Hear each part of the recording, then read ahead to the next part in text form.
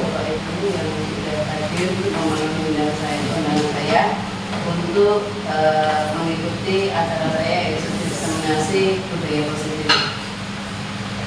Pertama-tama, marilah kita selalu ucapkan syukur kepada Allah Subhanahu wa Ta'ala yang telah melimpahkan topik dan hidayahnya serta kesehatan kita sehingga kita bisa bertemu di hari ini. Sebelumnya, perkenalkan saya Yanti, saya di sini guru kelas 6 di SD Negeri. Saya adalah peserta calon penggerak angkatan 9.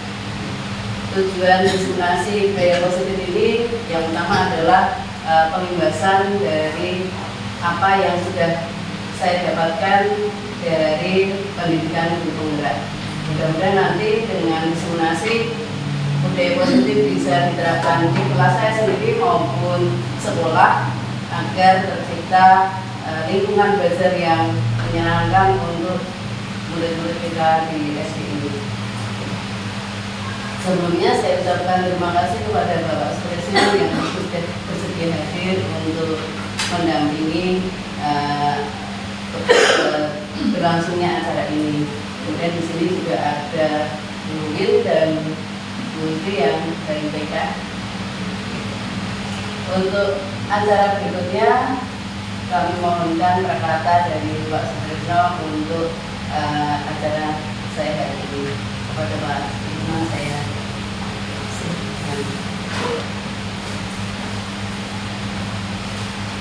Assalamualaikum warahmatullahi wabarakatuh. Waalaikumsalam warahmatullahi wabarakatuh. Selamat siang dan salam datang untuk bersama calon guru penggerak angkatan 9 Kabupaten Sleman untuk serta diseminasi budaya positif yang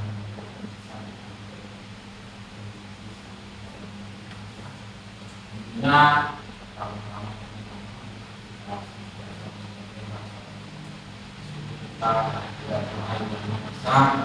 tentunya atas perubahan nikmat di mana masyarakat agar tetap pada siang hari ini kita berkesempatan untuk berkumpul di kelas ini untuk mengikuti diseminasi budaya positif yang insya Allah menjadi dan semoga nanti apa yang disampaikan materi-materi bersama nanti bisa kita serap dan kita cerna dan tentunya itu adalah untuk perbaikan kita dalam melaksanakan tugas di masa kesehariannya supaya nanti budaya positif ini bisa kita terapkan baik itu di lingkungan sekolah, lingkungan kelas, dengan kerja kita masing-masing. Nah, untuk kita ikuti apa yang disampaikan di ini dengan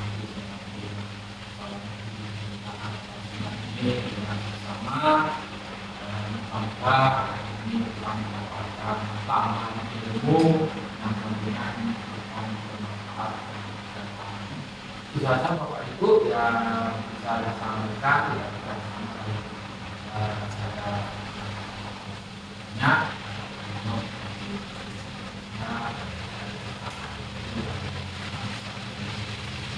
kurang lebihnya mohon maaf. Assalamualaikum warahmatullahi wabarakatuh. Waalaikumsalam. terima kasih untuk Bapak Presiden yang sudah memberikan kata sebelum saya diseminasi tentang budaya positif ini. Sebelumnya sebelum acara kita mulai agar tidak ngantuk karena biasanya siang-siang gini ngantuk, kita akan bermain-main sebentar agar kita semangat. Monggo semua membuat lingkaran dulu, lingkaran di pinggir-pinggir dari ini. Kita akan bermain, cari main.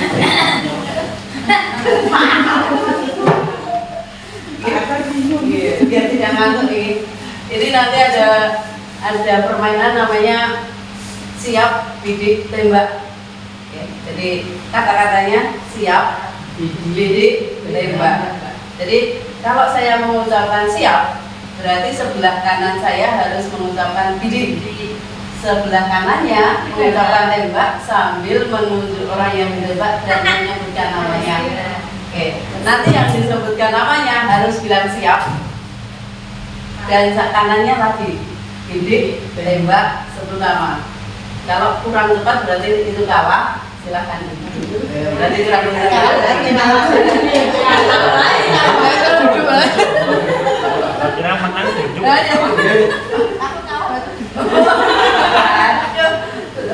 Bapak sudah siap kalah nih. Oke. Jadi saya dulu ya, bukan saya. Siap. Bidik, Tembak. Siap. Bidik, tembak, ubi. Siap. Bidik, tembak. Tembak sokong bulan. Siap. Bidik, tembak, Bidik. siap. Duduk.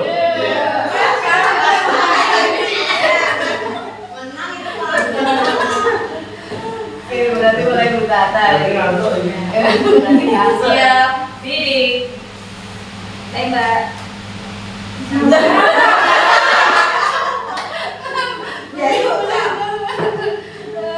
Coba ulang berkata. Siap. Bidik. Tembak ya. Tembak ya. Bidik. Tembak. Siap, bidik.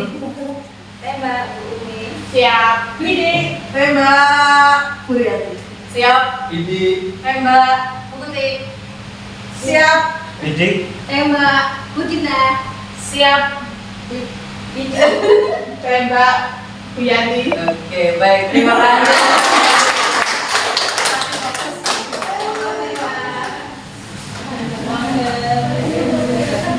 Mudah-mudahan tidak ngantuk nih ya. Karena ini nanti lumayan istilahnya materi yang akan saya diseminasikan lumayan banyak.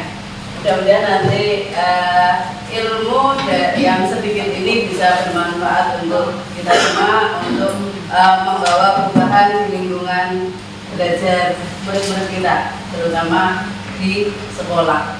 Oke. Jadi budaya positif itu ada apa saja di sini? Ada perubahan paradigma belajar, kemudian disiplin positif, motivasi perilaku manusia, kebutuhan dasar. Jadi kita itu punya kebutuhan dasar manusia. Kemudian posisi kontrol restitusi. Di sini posisi kontrol kita sebagai guru. Kemudian keyakinan kelas, dan yang terakhir sertifikat restitusi. Ini awal bilang restitusi itu saya juga agak belibet. Jadi awal itu agak diajak restitusi. Ini memang agak lain, istilahnya kosakata baru. Yang pertama, perubahan paradigma belajar. Jadi perubahan paradigma belajar ini oleh Kiai Sariwantoro, terutama berkaitan dengan filosofi Kiai Sariwantoro itu, kita itu sebagai pendidik, sebagai guru itu janganlah menuntut, tetapi kita harus berusaha menuntun, menuntun segala kodrat yang ada pada diri setiap anak, baik itu kodrat alam maupun kodrat zaman. Jadi perubahan paradigma belajar ini adalah pembelajaran yang berorientasi pada penguatan kompetensi dan pengembangan karakter yang sesuai dengan dimensi profil pelajar Pancasila. Jadi untuk dimensi profil pelajar Pancasila ini ada 6. Ini kalau ini dinyanyikan, ini kalau lagunya itu ya, jadi naik tidak. Monggo biar tidak ngantuk kita menyanyi bersama dulu. Ya, ini belajar Pancasila beriman dan bertakwa. Bisa di 1, 2, 3. Belajar Pancasila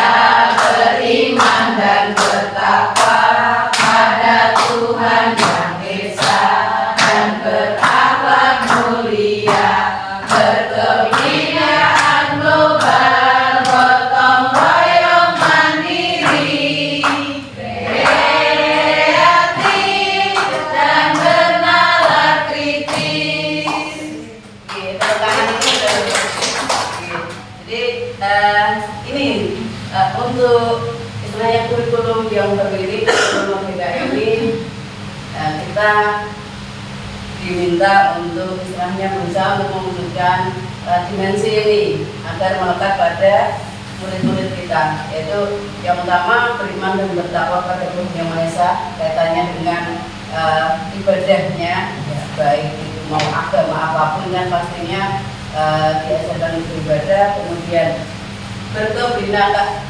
berkebinekaan global, istilahnya anak-anak agar bisa istilahnya dengan orang lain beda suku, beda agama itu saling menghormati, saling menghargai.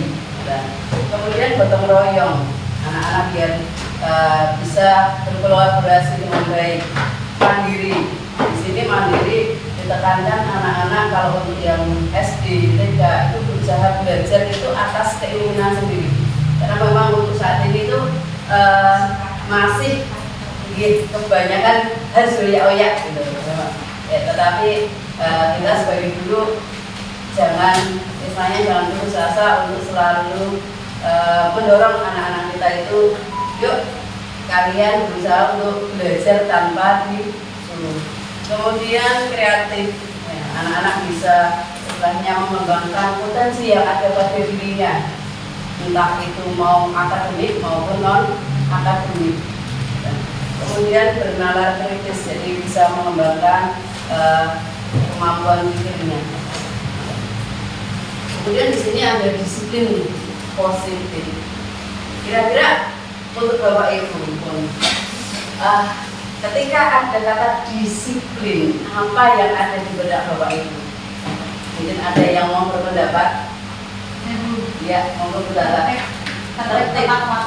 Tertib tepat waktu, mengikuti aturan, taat aturan, nomor mana?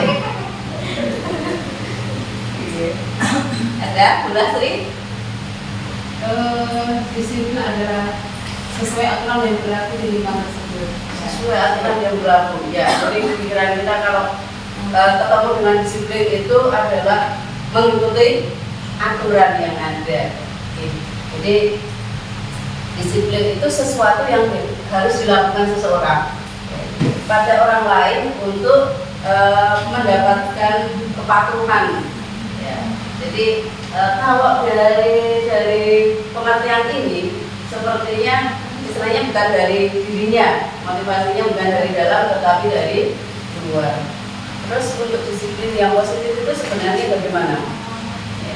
Jadi seseorang kalau dia mempunyai disiplin diri, entah itu apa istilahnya ada tidaknya, kalau sudah sadar diri yang itu sudah mengikuti aturan itu tidak akan istilahnya nanti saya kena hukuman, saya kena ini kayak gitu.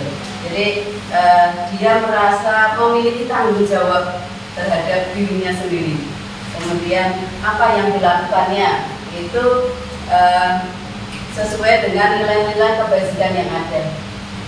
Kebajikan, nilai-nilai kebajikan di Indonesia itu apa saja? Di sini ada beberapa, yaitu peduli, rajin, kemudian ada kebersihan, komitmen, percaya diri, kejujuran, toleransi, saling menghormati, tanggung jawab, seperti itu. Itu sebenarnya nilai-nilai yang sudah ada di masyarakat, berlaku secara universal, tidak memandang ras, tidak memandang agama. Nah, jadi ini yang dimaksud dengan disiplin positif itu intinya datang dari dirinya sendiri tanpa merasa diatur. Kemudian dari disiplin itu sebenarnya ada motivasi. Ya, jadi motivasi atau dorongan dari manusia tersebut. Di sini ada 3. Yang pertama itu untuk menghindari ketidaknyamanan atau hukuman. Jadi ketika melakukan sesuatu kita kan wah nek keramen ini tidak seperti ini nanti saya kena hukuman, kena sanksi.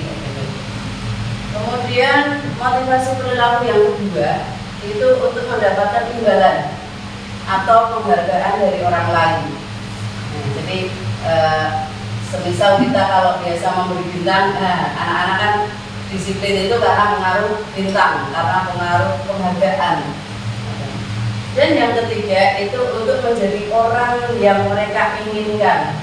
Ya, jadi disiplin ini atau motivasinya itu berdasarkan untuk menjadi orang yang mereka inginkan dan menghargai dirinya sendiri dengan nilai-nilai yang mereka percaya. Dari ketiga motivasi ini, yang atas, yang pertama untuk menghindari ketidaknyamanan atau hukuman, dan yang kedua itu untuk mendapatkan imbalan atau penghargaan, ini adalah motivasi eksternal. Motivasi yang datang dari luar. Jadi kita masing-masing diri kita itu pasti punya motivasi dari dalam diri kita, dan ada motivasi yang dipengaruhi oleh luar diri kita. Ini eksternal. Kemudian yang bawah untuk menghargai dirinya sendiri. Jadi dia melakukan itu atas tanggung jawabnya. Itu namanya motivasi internal. Motivasi yang datang dari dalam dirinya. Ini yang nanti kita harapkan dengan adanya budaya positif ini, anak-anak itu termotivasi bukan karena menghindari hukuman atau ketidaknyamanan maupun ingin mendapatkan penghargaan, tetapi kita menerapkan budaya positif ini dengan harapan nanti mereka, anak-anak kita itu menjadi orang yang bertanggung jawab atas kesadaran diri sendiri. Jadi termotivasi dari dalam dirinya. Kenapa kok ada motivasi tersebut? Sebenarnya karena ada kita sebagai manusia itu mempunyai 5 kebutuhan dasar. Ya. Ini yang memang kita istilahnya kalau itu tidak terpenuhi kita akan kurang. Yang pertama itu kebutuhan untuk bertahan hidup. Di sini kaitannya dengan lapar, jadi untuk makan, minum, untuk kenyamanan, ini bertahan hidup. Kemudian kebutuhan yang kedua adalah kasih sayang yang diterima. Ini pastinya semua orang pengen ini, termasuk murid-murid kita. Kemudian yang ketiga itu penguasaan. Penguasaan di sini adalah keinginan untuk diakui. Ini saya, ini hasil karya saya. Mungkin Bapak Ibu kalau di ketika di kelas gitu, tahu-tahu terutama mungkin anak TK kelas 1, kelas 2, kelas 3, kemarin saya merasakan di kelas 3 baru mengerjakan sedikit itu udah maju. Bu, ini benar Bu, ini saya atau benar seperti ini. Ini termasuk kebutuhan penguasaan. Jadi ingin diakui. Untuk yang selanjutnya adalah kebutuhan kebebasan. Jadi masing-masing dari kita pasti ingin bebas berekspresi maupun melakukan sesuatu. Kemudian yang kelima itu kebutuhan untuk kesenangan. Di sini yang Bapak Ibu pengen bahagia nih, dia istilahnya senang. Nah inilah kebutuhan dasar manusia. Ya intinya ini nanti kaitannya dengan budaya positif atau apa loh Bu. Nah inilah yang nanti istilahnya ketika kita di kelas. Ya, sekarang saya dari belajar ini saya baru ternyata itu kadang kok anak itu ada yang ketika di kelas istilahnya mereka tidak semangat, tidak ini, ada yang datang sudah semangat karena memang dari rumah, kadang dari rumah maupun di sekolah ketika sebelum masuk itu sudah dipengaruhi oleh beberapa faktor. Tentunya juga adanya kebutuhan ini. Kemudian konsep disiplin dengan identitas gagal. Ini maksudnya apa? Jadi kita yang terbiasa untuk disiplin itu tadi anak harus patuh, harus sesuai aturan. Ya. Ternyata di sini disiplin itu bisa diidentitaskan gagal karena ada namanya hukuman, kemudian penghargaan, dan yang ketiga itu konsekuensi. Ternyata hukuman ini ketika kita gunakan untuk kegiatan pembelajaran kita itu sebenarnya tidak baik. Ya. Karena apa? Di sini bisa menyakiti murid, misalnya bisa menyakiti hatinya. Mungkin kita hukuman tidak secara fisik, tetapi bisa jadi secara verbal. Jadi menyakiti ini bukan secara fisik, tetapi bisa secara hatinya, hati anaknya. Kemudian hukuman itu juga bisa membuat anak itu tidak nyaman, sifatnya memaksa, kemudian tidak jujur. Jadi anak bisa dengan adanya hukuman bisa dia itu wah, untuk menghindari seperti ini berarti saya harus bohong. Semisal ketika kita memberikan PR, kita memberikan PR atau tugas rumah, kita kan kalau ini kita cek dengan lisan dulu sebelum pengumpulan. Siapa yang tidak mengerjakan PR? Siapa yang mengerjakan PR? Ketika ada anak yang tidak mengerjakan PR, takut nanti kalau saya bilang tidak mengerjakan PR saya dihukum.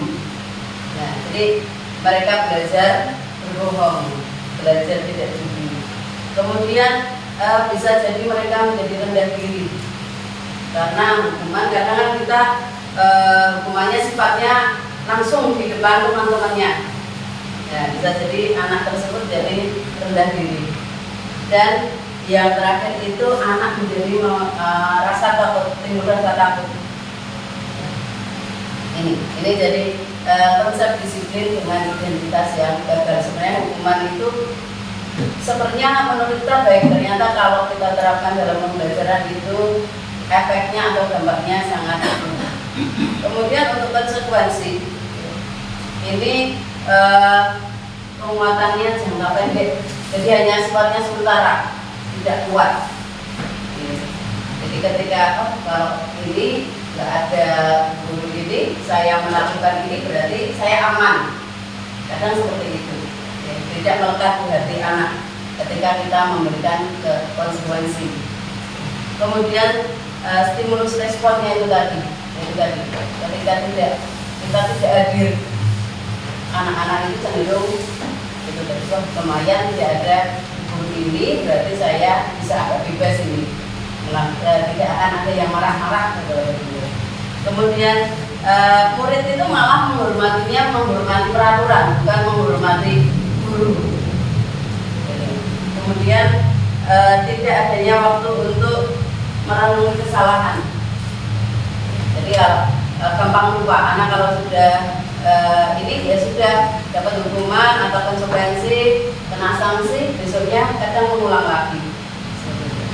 Kemudian untuk penghargaan, ternyata penghargaan ini kurang efektif. Jadi semisal bintang tadi, pemberian bintang atau penghargaan yang lain ternyata tidak efektif. Jadi anak itu tadi termotivasi karena eksternal, bukan dari internal. Mungkin untuk penghargaan ketika suatu waktu misal memang di akhir bisa jadi lain, tetapi kalau dalam sehari-hari itu bisa berdampak buruk. Kemudian penghargaan itu bisa mematikan kualitas atau kreativitas murid. Ya, mereka kreatif karena menginginkan penghargaan.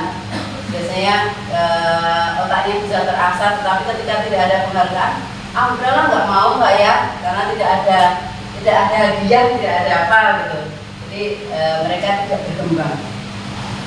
Kemudian bisa merusak hubungan antar teman. Ya, karena juara dan tidak juara, kadang anak-anak kadang kalau dia tinggi hati itu kadang meremehkan temannya yang tadi istilahnya kemampuannya agak rendah. Kemudian dengan penghargaan itu bisa merampas hak untuk menghargai dirinya sendiri. Dan yang terakhir, penghargaan itu bisa menghukum dengan sistem ranking. Ini sebenarnya bisa kita lihat kadang anak itu dari orang tuanya dia biasa ranking tinggi, tahu-tahu mungkin suatu pengaruh atau faktor lain, suatu ketika prestasinya menurun, tidak ranking. Nah, anak itu sudah dimarahi orang tuanya. atau bisa malah minder. Kemudian konsep disiplin dengan identitas yang berhasil itu yang bagaimana? Di sini ada namanya tadi restitusi. Di sini restitusi. Nanti lebih lengkapnya ketika kita membahas segitiga restitusi ini. Jadi murid itu bertanggung jawab atas perilakunya. Dia lebih bertanggung jawab karena dia salah, kemudian dia bisa mencari solusinya. Dengan bantuan kita dari guru maupun dia sendiri. Kemudian fokus pada permasalahan jangka panjang. Jadi ini dengan restitusi tidak hanya untuk penyelesaian jangka pendek ini, tetapi untuk mendatangnya sampai dewasa nanti. Kemudian adanya teori kontrol. Jadi manusia itu sebenarnya kita kan diberi hati ya, bisa memilih mana yang benar, mana yang salah.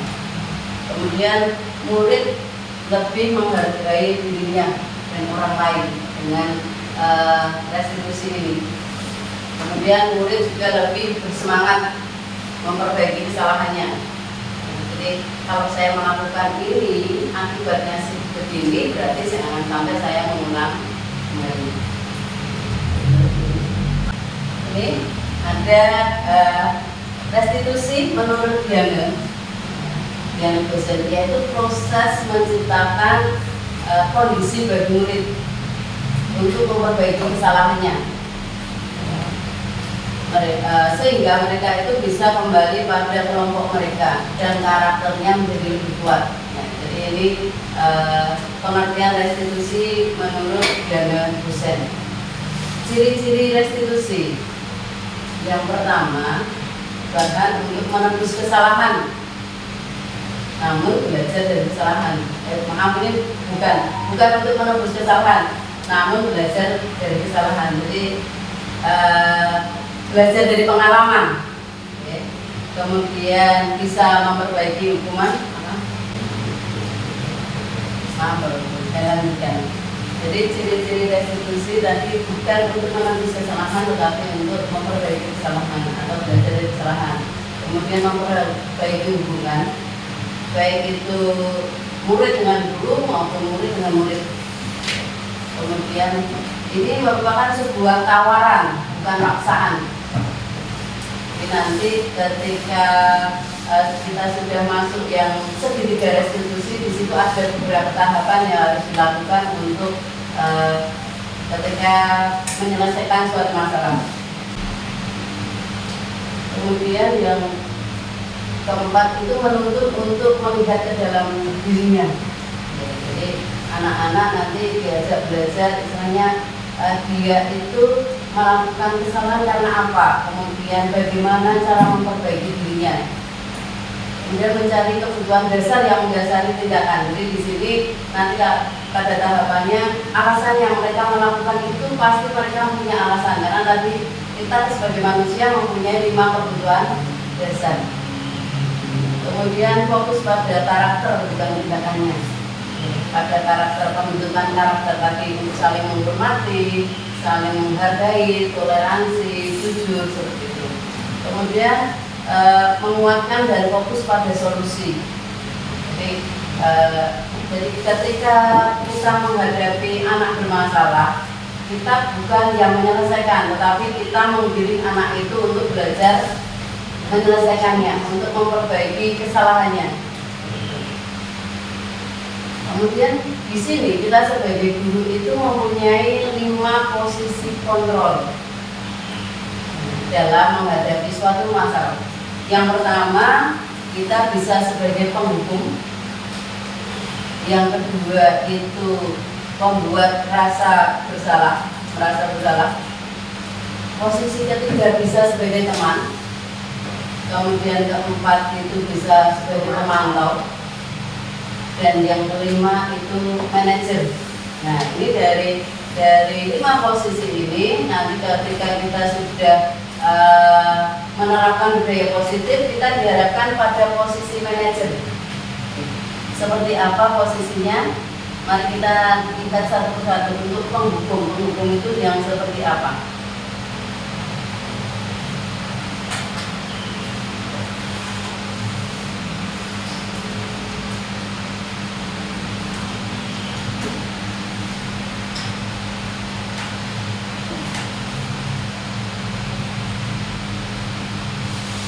Jadi untuk yang penghubung itu biasanya bisa menggunakan hukuman fisik maupun verbal. Ternyata walaupun kita sudah menghindari fisik ya, tidak menjebat, tidak mencuci, tetapi kalau masih dengan verbal itu termasuk kita sebagai penghukum. Di sini ada beberapa contoh kata-kata yang biasa digunakan ketika kita bisa dicap sebagai penghukum.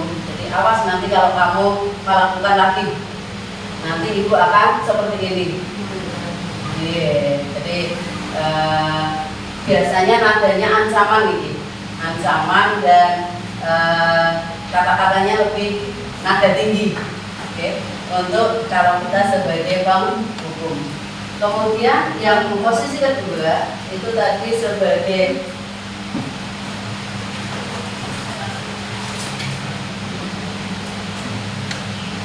membuat merasa bersalah. Kok tidak juga? Sudah.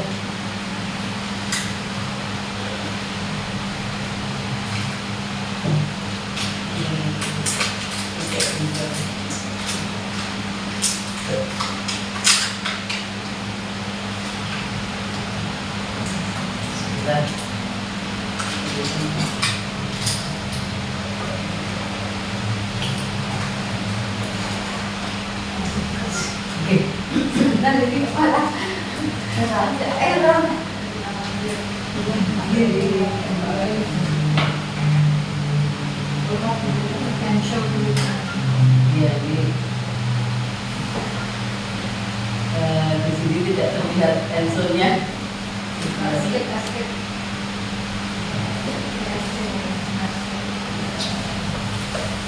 Oh.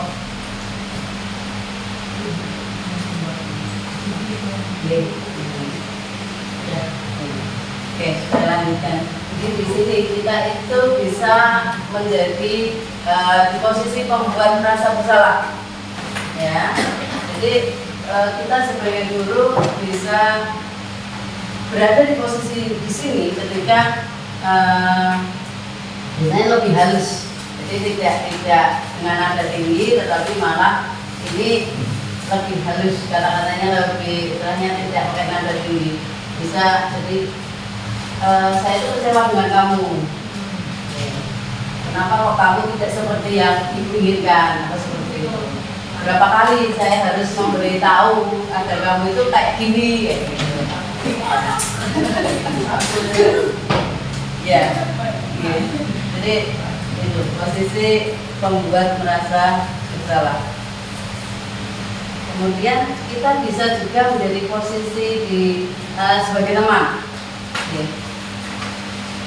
Jadi biasanya ini yang namanya teman, kata-katanya istilahnya menunjukkan misalnya dia setara, tidak membedakan antara guru dan murid. Ayolah nanti kalau kamu tidak ayolah, jadi biasanya dengan kalimat rujukan, dengan kalimat persuasi. Ayo, ingat nggak kemarin itu kamu sudah ditolong loh sama Bianti, nah kayak gitu. Jadi ya, jadi posisi sebagai teman. Kemudian yang berikutnya, posisi ini kita itu bisa menimbulkan hal yang negatif ketika berada di posisi ini. Hal yang negatifnya apa? Ketika guru tidak ada, sudah anak katanya kadang semaunya.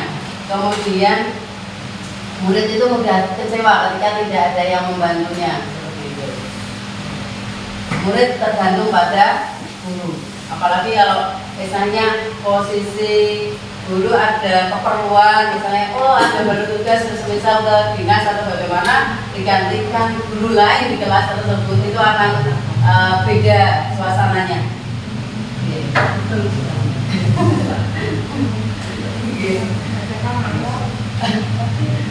Kemudian posisi yang keempat itu kita sebagai pemantau, atau yang mengawasi. Jadi pemantau itu apa dong? Memantau atau berarti mengawasi.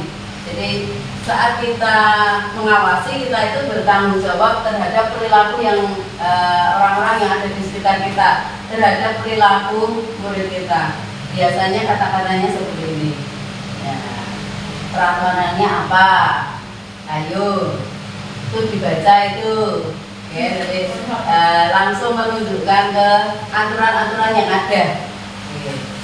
Mungkin secara sepintas seperti tadi membuat merasa bersalah. Oke. Tapi ini lebih halus lagi. Jadi anak yang disuruh baca sendiri atau mengingat aturannya sendiri. Kemudian kalau manajer itu seperti apa untuk manajer? Jadi manajer itu posisinya di guru itu berbuat sesuatu bersama murid.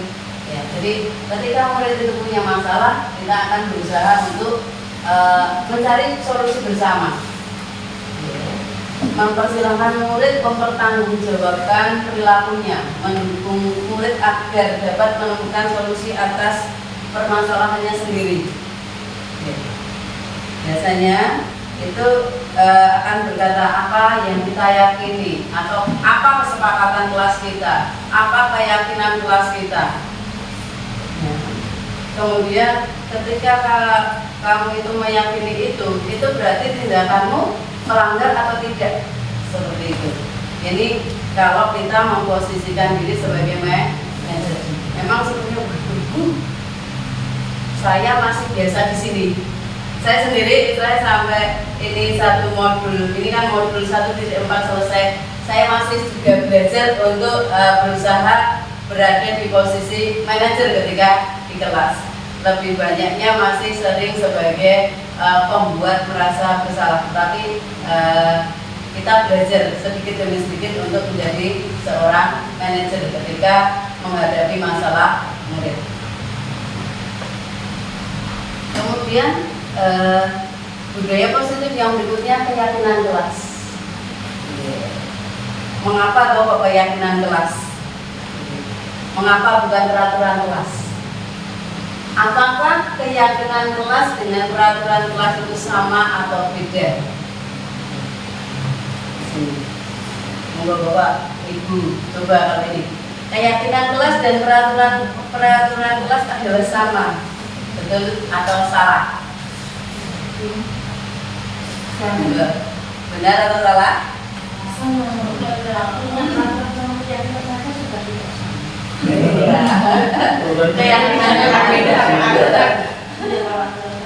Ya, peraturan kelas dan keyakinan kelas.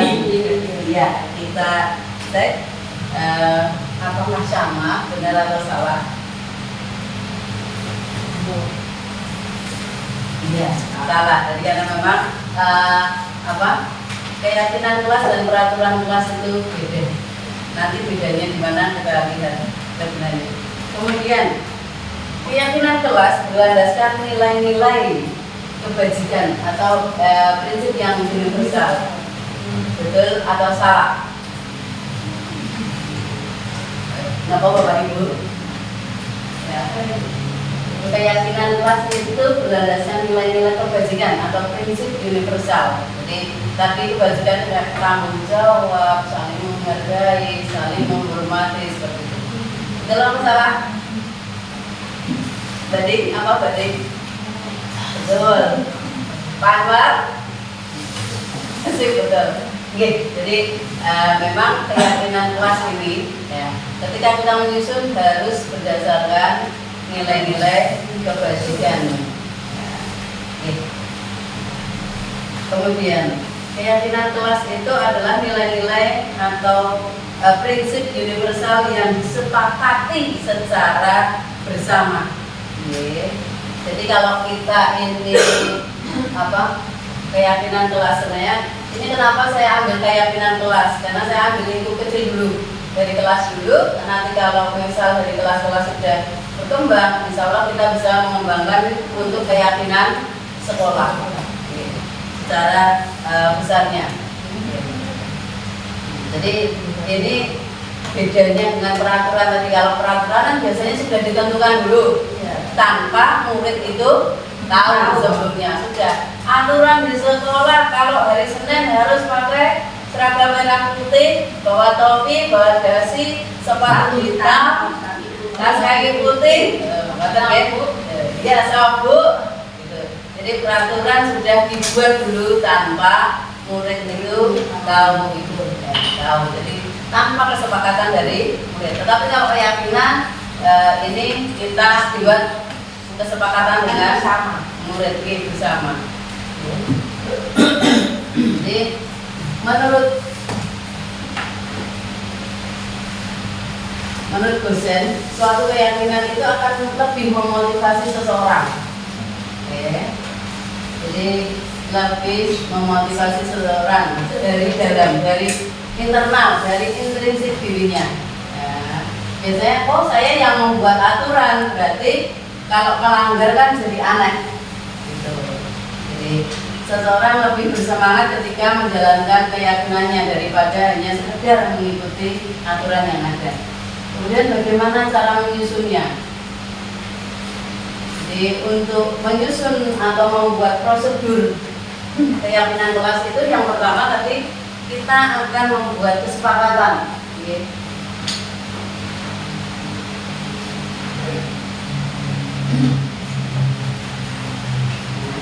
Jadi membuat kesepakatan dengan cara curah pendapat.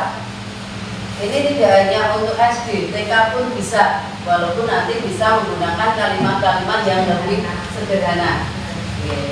SD saja kita juga masih menggunakan kalimat-kalimat yang sederhana, karena memang anak SD kan harus yang nyata, belum bisa berpikir abstrak lebih jauh sesuai dengan tingkatannya. Kemudian nanti kalau sudah kita curah pendapat, membuat catatan. Kalau TK kan belum bisa nulis sendiri. Kalau untuk SD kemarin saya buat pakai ini sticky note. Anak-anak saya bagi sticky note.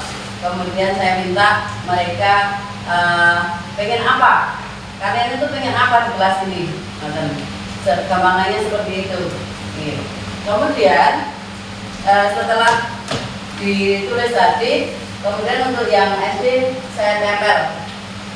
Kemudian ada yang membacakan, kemudian ada yang kita pisah-pisah bersama satu kelas itu.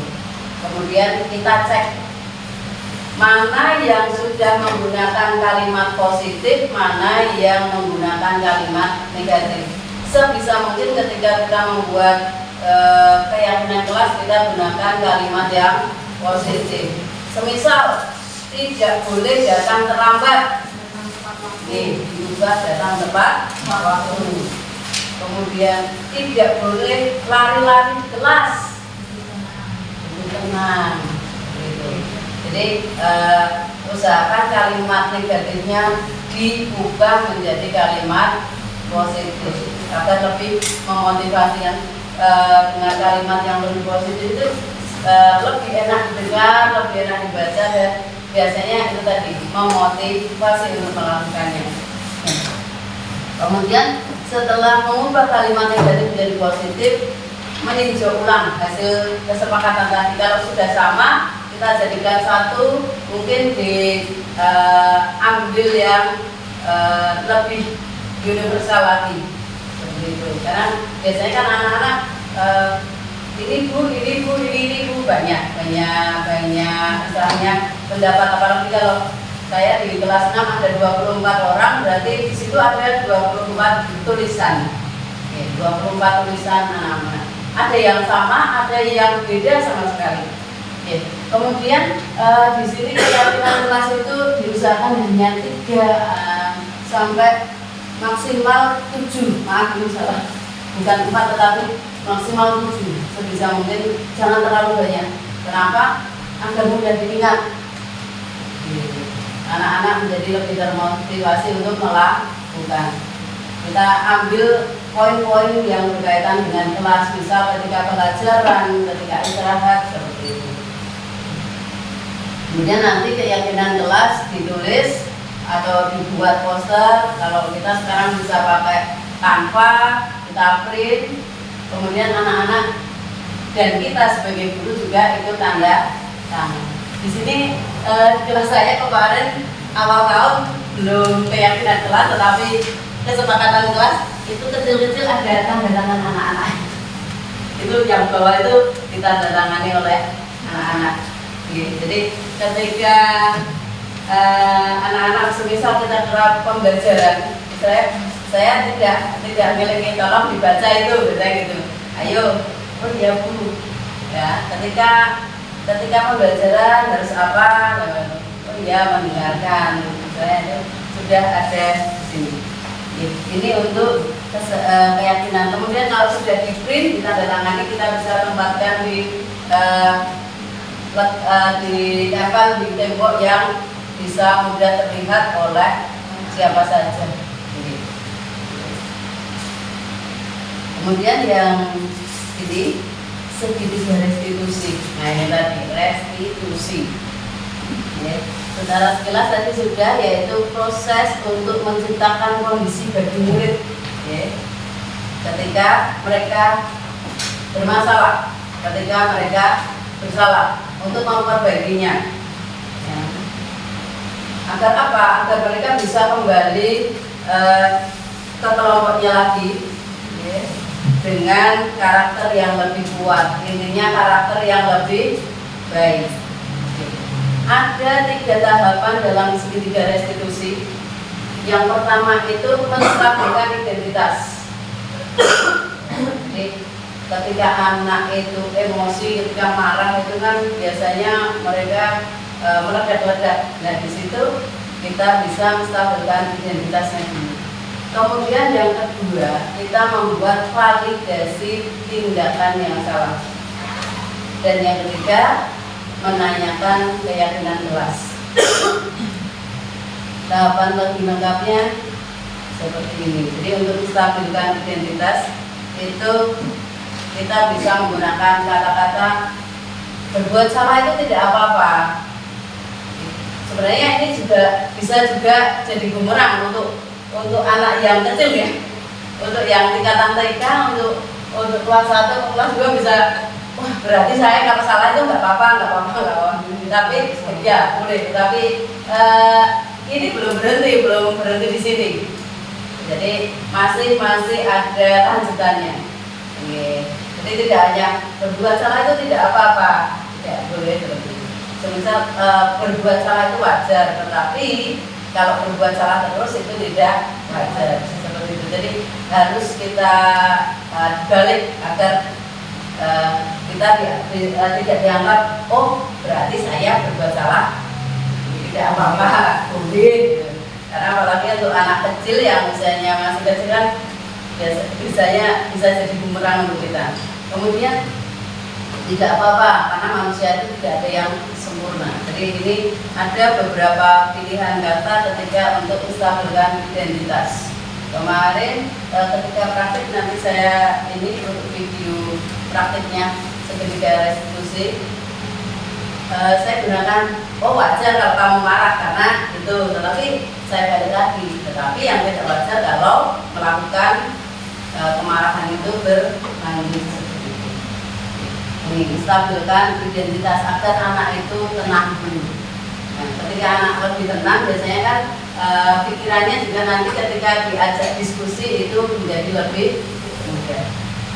Kemudian langkah berikutnya adalah validasi tindakan yang salah. Di situ bisa jadi ketika tadi kan ditanya, kamu melakukan apa, salahmu apa? Nah, bisa kita oh alhamdulillah kamu tidak melakukan lebih buruk dari itu. Nah, ini namanya validasi tindakan yang salah. Kemudian yang ketiga, menanyakan keyakinan kelas. Maaf ini malah ketinggalan. menanyakan keyakinan kelas itu kita kaitkan dengan keyakinan kelas yang sudah dibuat. Nah, tindakanmu kalau seperti itu berarti melanggar keyakinan kelas kita tidak. Ya, kalau iya berarti keyakinan kelas yang mana yang kamu langgar? Seperti itu. Ya, ini langkah-langkah dari segitiga restitusi. Kemudian kalau 3 langkah ini sudah dilalui, kita ajak anak-anak itu untuk memperbaiki dirinya. Mau tidak kamu ibu ajak untuk mencari solusi untuk memperbaiki dirinya? Ini contoh segitiga restitusi yang saya lakukan dengan anak-anak kemarin.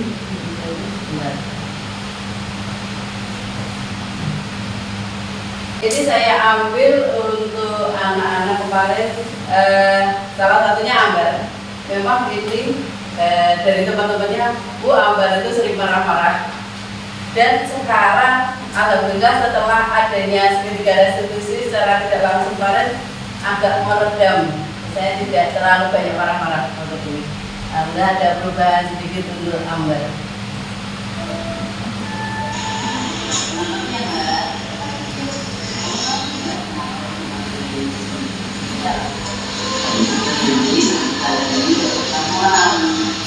Kemarin kamu sudah makan? Ya. Kamu punya dari kamu? Kamu makan? Enak bisa. Apa kamu makan? Jadi kalau kamu salah saya datangnya mungkin kan langsung salah saya. Enak. Sih sama itu orang kemarin itu saya itu apa saya kesam cuma kalau bisa mengamu tentang kamu banyak kamu itu hal yang tadi misalnya kamu kata kasar kepada kita apakah kamu bisa cuma tidak cari solusi itu memperbaiki apakah kamu kamu tahu kan kita punya keyakinan kelas jadi keyakinan kelas apa yang telah kamu melanggar untuk memperbaikinya apa yang harus saya lakukan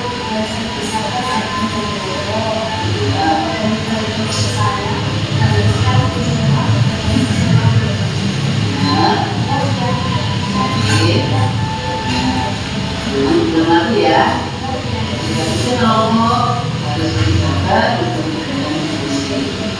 bisa ya nanti sekarang kamu Assalamualaikum warahmatullahi wabarakatuh. Perkenalkan, nama saya Ambar dari kelas 6 SD Negeri 9. Saya senang belajar diskusi dengan Bu Yani tentang masalah yang saya alami. Saya belajar dari Bu Yani tentang caranya bersabar, solidaritas emosi, dan menghadapi antar teman. Sekian dari saya. Wassalamualaikum warahmatullahi wabarakatuh. yang kedua ini kemarin saya ajak Rehan karena berkaitan dengan Rehan yang tadi ini tadi jadi benar untuk bertengkar ya sama anak kamu enggak apa yang kamu lakukan tadi karena kalau kamu marah karena menjaga tugasnya tetapi sebetulnya kamu tidak melakukan hal yang lebih bisa kamu pun tidak apakah kamu bisa baik mari kita cari solusi ya untuk memperbaiki kesalahanmu mau lakukan kamu yang punya kelas kayak kelas apa yang kamu lakukan apakah menurutmu saling menghormati itu penting? Jadi kalau itu nanti berarti kayak hal yang harus kamu lakukan bersama.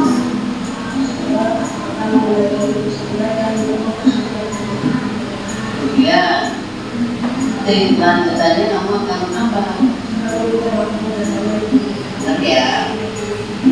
Baik, jangan diulang lagi. Jadi kita mau marah, untuk berusaha untuk mengendalikan diri dan dengan keyakinan keras ya. Tetap semangat ya. Oke, silakan kembali ya. Assalamualaikum warahmatullahi wabarakatuh. Perkenalkan nama saya Rehan dari Pasungan dan BD. Saya senang diajak berdiskusi dengan Bianti tentang permasalahan saya, dan saya tahu cara mengendalikan diri saya, bersabar dan lebih menghargai orang-orang yang baik. Sekian dari saya. Wassalamualaikum warahmatullahi wabarakatuh.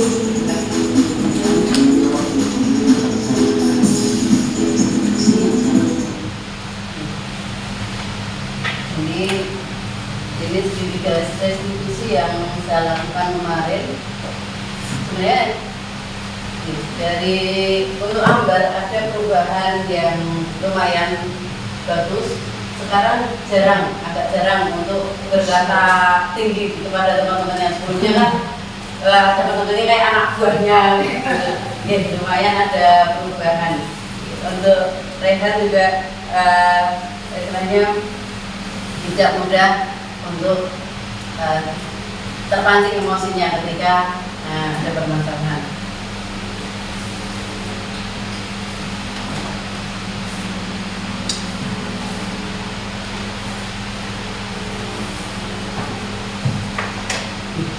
Untuk yang terakhir, ini ada refleksi.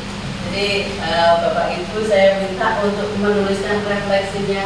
Jadi perasaannya Bapak Ibu setelah mengikuti acara saya ini, biar dituliskan di keynote.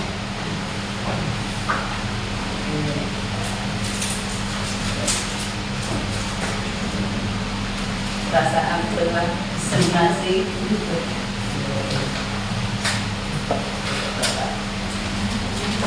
Inah manggil.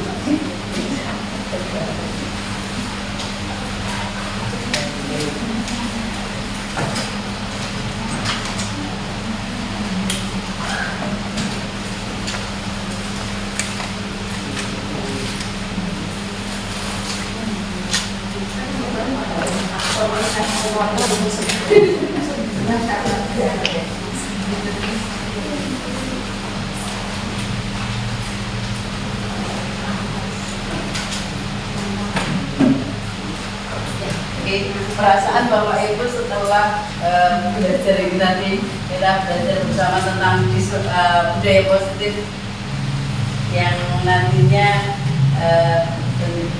untuk kita terapkan di kelas kita maupun di sekolah nanti. Perasaannya bagaimana? Kalau perasaan saya boleh pakai emoji, tidak harus pakai tulisan emojinya. Senang, sedih, bahagia. Kemudian setelah diseminasi ini saya paham tentang apa yang Bapak Ibu pahami. Kemudian target selanjutnya Bapak Ibu ingin menjadi Bapak Ibu guru yang seperti apa? Mungkin jadi penghukum tadi, pembuat merasa bersalah, teman, atau pemantau, atau yang terakhir manajer.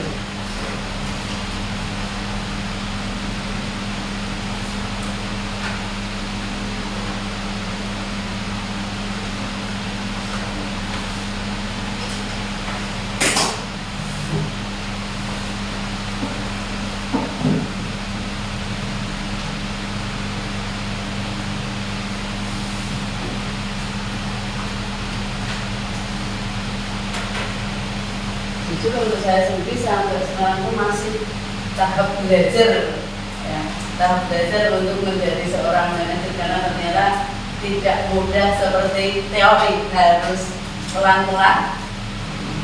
Tetapi ketika sudah mencoba, ternyata dampak ke anak luar biasa.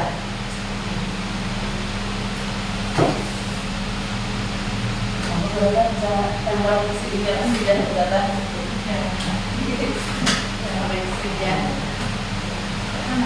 ini sudah benar.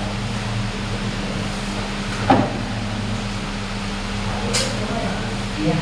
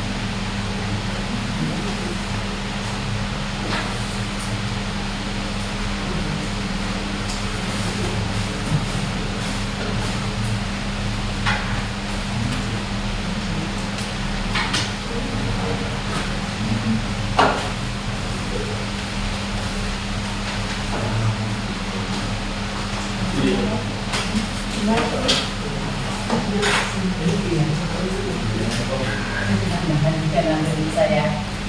Refleksi ini nanti tidak untuk hanya untuk Bapak Ibu saja, tetapi juga untuk saya juga.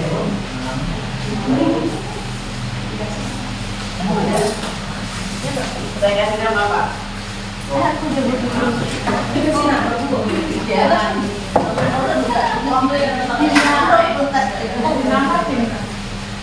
Dari tulisannya tapi Apa ya Pak? tulisannya lebih. Saya kata kasih.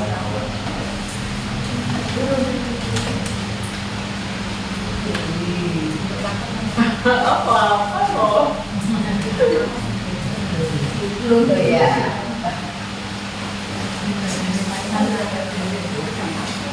Jadi ditanya, Iya. tadi kan Ibu menerangkan akuisisi itu karena seperti ini. Iya. Terus tapi menurut saya kok tiba seperti ini atau dia karena termotivasi membuat dia tadi loh ya. Iya.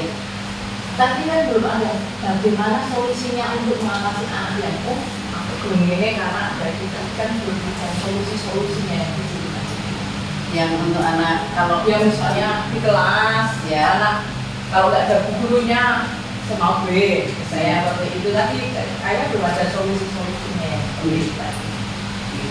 Terima kasih. Pertanyaan bagus untuk dari kita. Untuk istilahnya ini lagi bagaimana kalau gurunya tidak ada, anaknya saya belum termotivasi dari dirinya deh. Ya, bagaimana cara mudahnya bagaimana cara memunculkannya. Memang ini tidak sehari dua hari, memang harus bertahap. Misalnya kita membuat kebiasaan untuk anak, untuk kita sendiri maupun untuk anak menumbuhkan kebiasaan tadi.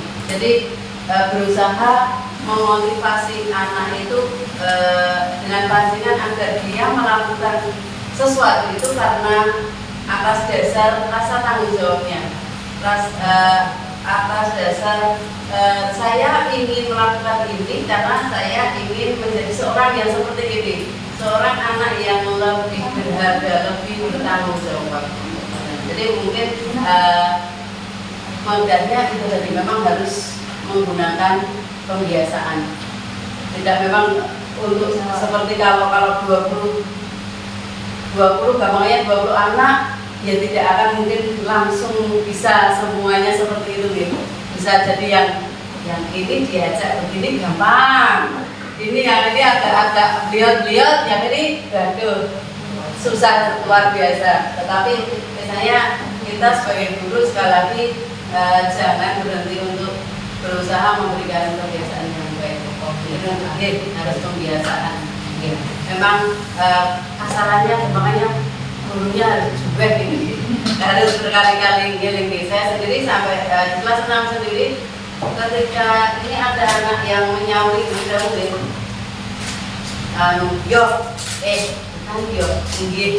itu anak kelas 6, itu kan yang udah besar itu masih harus digitukan dengan gini, yo bukan yo, atau dia nggak apa-apa tapi dia kalau kita jawab gampang kan bilang gitu. Memang kita harus menjauh kreatif kan. Mungkin itu jawaban yang saya bisa berikan. Ya. Mungkin ada pertanyaan lain Bapak Ibu? Cukup? Terima kasih. Baik, untuk refleksi ini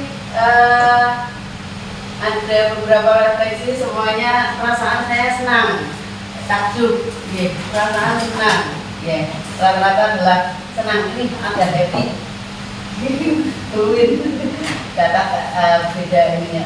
Kemudian alhamdulillah senang, mudah-mudahan ilmu yang sedikit ini karena memang masih banyak ilmu-ilmu lain, ini hanya baru sedikit dan masih terbatas untuk saya. Mudah-mudahan ini bisa bermanfaat untuk diri saya sendiri maupun Bapak Ibu, terutama untuk pekerjaan kita, karena kita guru ya tidak boleh berhenti untuk belajar, untuk berusaha menjadi lebih baik lagi.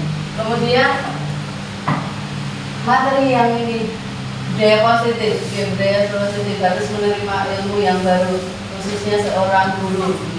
Kemudian sering berlaku sebagai konsekuensi.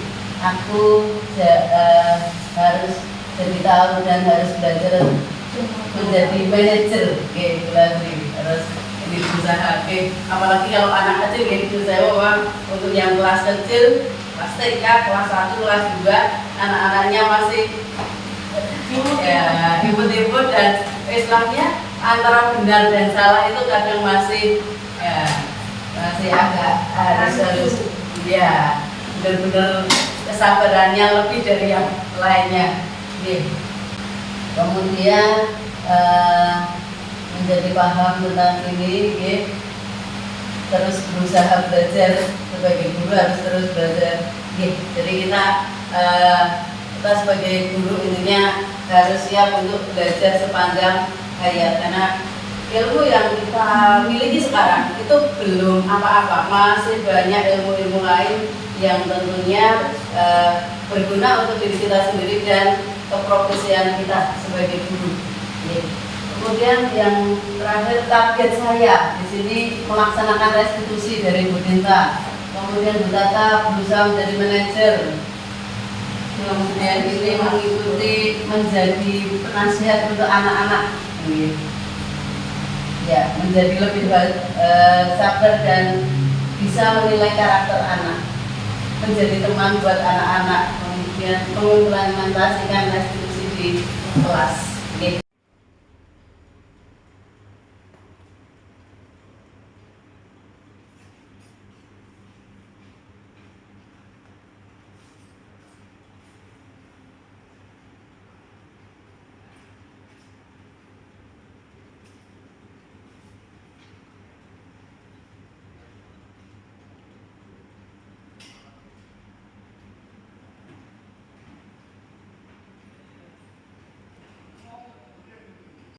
Jadi intinya budaya positif ini ternyata setelah saya belajar modul ini, saya melihat ke belakang ternyata banyak kesalahan yang sudah saya lakukan untuk murid-murid saya, dan setelah saya belajar modul tentunya saya berusaha untuk memperbaiki diri.